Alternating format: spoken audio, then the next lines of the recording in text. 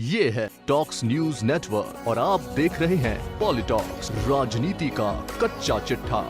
Israel में विकसित Pegasus spyware के जरिए चर्चित लोगों की कथित फोन टैपिंग को लेकर देश की राजनीति में सियासी भूकंप आ गया है। एक अंतर्राष्ट्रीय मीडिया संगठन ने खुलासा किया है कि केवल सरकारी एजेंसियों को ही बेचे जाने वाले इजराइल के खुफिया जासूसी सॉफ्टवेयर पेगासस के जरिए भारत के 2 केंद्रीय मंत्रियों, 40 से अधिक पत्रकारों, विपक्ष के 3 नेताओं और एक मौजूदा न्यायाधीश सहित बड़ी संख्या में कारोबारियों, अधिकारियों और कार्यकर्ताओं के 300 से अधिक मोबाइल नंबर हो सकता है कि हैक किए गए हों। इस कथित फोन टैपिंग को लेकर रविवार को वॉशिंगटन पोस्ट और भारत समेत दुनिया के दूसरे मीडिया संस्थानों ने रिपोर्ट छापी थी, जिनमें दावा किया गया था कि दुनिया भर में सैकड़ों पत्रकारों और दूसरे चर्चित लोगों के फोन टेप किए गए हैं। इनमें भारत के कई लोग भी शामिल हैं।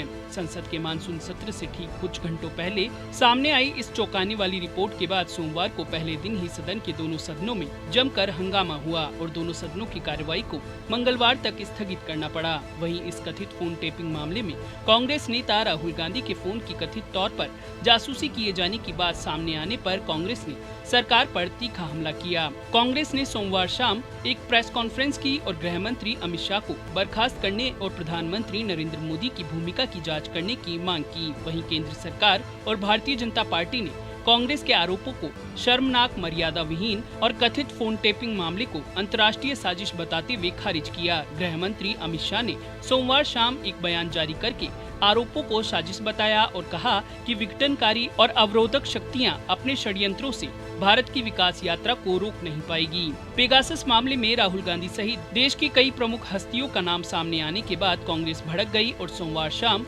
कांग्रेस के मल्लिकार्जुन खड़गे, रणदीप सुरजेवाला और अधीर रंजन चौधरी ने एक संयुक्त प्रेस कॉन्फ्रेंस करते हुए कहा कि आज जो जानकारी सामने आई है, इसके मुताबिक कांग्रेस नेता राहुल गांधी और उनके स्टाफ के सदस्यों के टेलीफोन हैक किए गए थे। चुनाव आयुक्त अशोक लवासा का फोन गैर कानूनी निगरानी और जासूसी के लिए चुना गया था। ऐसा लगता है कि एडीआर के संस्थापक जगदीप छोकर को भी निशाना बनाया गया। मल्लिकार्जुन खड़गे ने कहा कि लोकतंत्र में विरोधी पार्टी के नेताओं की जासूसी करना, खुद के मंत्रियों की भी जासूसी कर रहे हैं, इसका सबूत मिला है। हमारे राहुल गांधी की भी जासूसी की गई है। इसकी जाँच होने के पहले खुद अमित शाह को रिजाइन करना चाहिए। मोदी साहब की इंक्वायरी होनी चाहिए। अगर लोकतंत्र के उसूलों से चलना हो तो आप इस जगह रहने के काबिल नहीं हैं। कांग्रेस नेताओं ने आरोप लगाया कि इसके लिए गृह मंत्री अमित शाह के सिवाय कोई जिम्मेदार नहीं हो सकता। हाँ, प्रधानमंत्री नरेंद्र मोदी की सहमति और सम्मति के बिना ये नहीं हो सकता। पीसी के दौरान कांग्रेस नेताओं ने प्रधानमंत्री नरेंद्र मोदी से उनकी और गृह मंत्री की भूमिका की जांच कराने की मांग की और 6 सवाल भी पूछे। कांग्रेस ने सरकार से सवाल पूछते हुए कहा कि क्या 2019 के लोकसभा चुनाव से पहले मोदी शाह जासूसी करवा रही थी? 2019 से 2021 के बीच यदि आपको जानकारी थी तो आप और गृह मंत्री अमित शाह इस पर चुप क्यों रहे? देश में आंतरिक सुरक्षा की जिम्मेदारी गृह मंत्री की है, तो ऐसे में अब उन्हें बर्खास्त किया जाना चाहिए। राहुल गांधी समेत विपक्ष के नेता, कैबिनेट मंत्रियों, पत्रकारों, सामाजिक कार्यकर्ताओं और देश के मुख्य चुनाव आयुक्त की जासूसी करवाना अगर देशद्रोह और राष्ट्रीय सुरक्षा के साथ खिलवाड़ नहीं है तो फिर क्या है? भारत सरकार ने इजरायली सॉफ्टवेयर कब खरीदा? इसकी इजाजत पीएम मोदी या गृह मंत्री अमित शाह ने दी या नहीं, और इसके लिए कितना खर्च किया गया? क्या अब इस मामले में प्रधानमंत्री नरेंद्र मोदी की भूमिका की जांच होनी चाहिए या नहीं? केंद्रीय गृह मंत्री अमित शाह ने इस मामले में बयान जारी करते हुए इसे लोकतंत्र को बदनाम करने का षड्यंत्र बताया। अमित शाह ने पत्रकारों, कार्यकर्ताओं और मंत्रियों के फोन हैक करने के लिए भारत द्वारा इजरायली सॉफ्टवेयर पेगासस का उपयोग करने की रिपोर्ट्स की क्रोनोलॉजी समझाई। शाह ने कहा कि लोगों ने अक्सर मेरे साथ इस वाक्यांश क्रोनोलॉजी समझिए को हल्के फुल्के अंदाज में जोड़ा है, लेकिन आज मैं गंभीरता से इसकी क्रोनोलॉजी समझाना चाहता हूं। अमित शाह ने कहा कि इस तथाकथित रिपोर्ट की लीक होने का समय और फिर संसद में ये व्यवधान, इसे जोड़कर देखने की आवश्यकता है। यह एक विघटनकारी वैश्विक संगठन है जो भारत की प्रगति को पसंद नहीं करता है। यह अवरोधक भारत में राजनीतिक खिलाड़ी हैं जो नहीं चाहते हैं कि भारत प्रगति करे। भारत के लोग इस घटना और संबंध को समझने में बहुत परिपक्व हैं। शाह ने आगे कहा कि कल देर शाम हमने एक रिपोर्ट देखी जिसे केवल एक ही उद्देश्य के साथ कुछ वर्गों द्वारा शेयर किया गया। इसके साथ ही विपक्षी दलों द्वारा प्रधानमंत्री नरेंद्र मोदी को सोमवार को संसद में अपने नए कैबिनेट सहयोगियों को पेश करने की अनुमति नहीं देने पर प्रतिक्रिया व्यक्त करते हुए अमित शाह ने कहा कि ऐसी ताकतें हैं जो भारत की प्रगति को पचा नहीं पा रही हैं। अमित शाह ने कहा कि भारत के लोगों को मौजूदा मानसून सत्र से बहुत उम्मीदें हैं। किसानों, युवाओं, महिलाओं और समाज के पिछड़े वर्गों के कल्याण के लिए महत्वपूर्ण विधेयक बहस और चर्चा के लिए तैयार है। बीजेपी के चाणक्य अमित शाह ने कांग्रेस पर निशाना साधते हुए कहा कि कांग्रेस के पास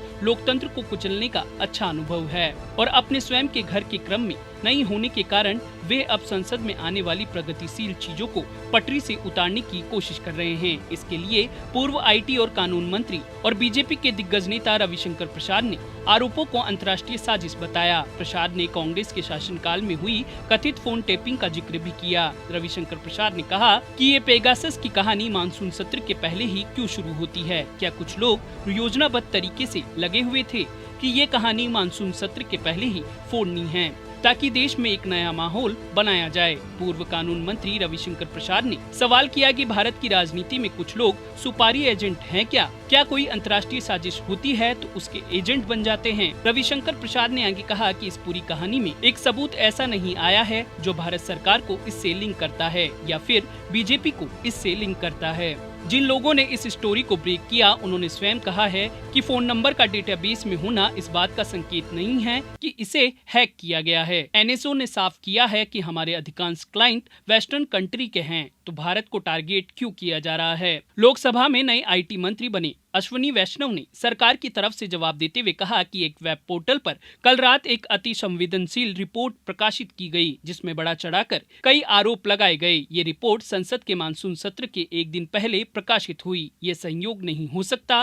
वैष्णव ने कहा कि इससे पहले भी व्हाट्सएप पर पेगासस के इस्तेमाल को लेकर मिलते जुलते दावे किए गए हैं। वो बेबुनियाद थे और सभी पार्टियों ने उनका खंडन किया था। 18 जुलाई को प्रकाशित रिपोर्ट भी भारतीय लोकतंत्र और इसकी स्थापित संस्थाओं को बदनाम करने की कोशिश प्रतीत होती है। इन सबके बीच इजराइल के पेगासस नाम के जिस स्पाईवेयर से फोन हैक करने की बात सामने आ रही है उसे तैयार करने वाली कंपनी एनएसओ ने तमाम आरोपों से इनकार किया है। ये कंपनी दावा करती रही है कि वो इस प्रोग्राम को केवल मान्यता प्राप्त सरकारी एजेंसियों को बेचती है और इसका उद्देश्य आतंकवाद और अपराध के खिलाफ लड़ना है। पॉलिटॉक्स ब्यूरो, दिल्ली। ये है टॉक्स न्यूज नेटवर्क और आप देख रहे हैं पॉलिटॉक्स, राजनीति का कच्चा चिट्ठा।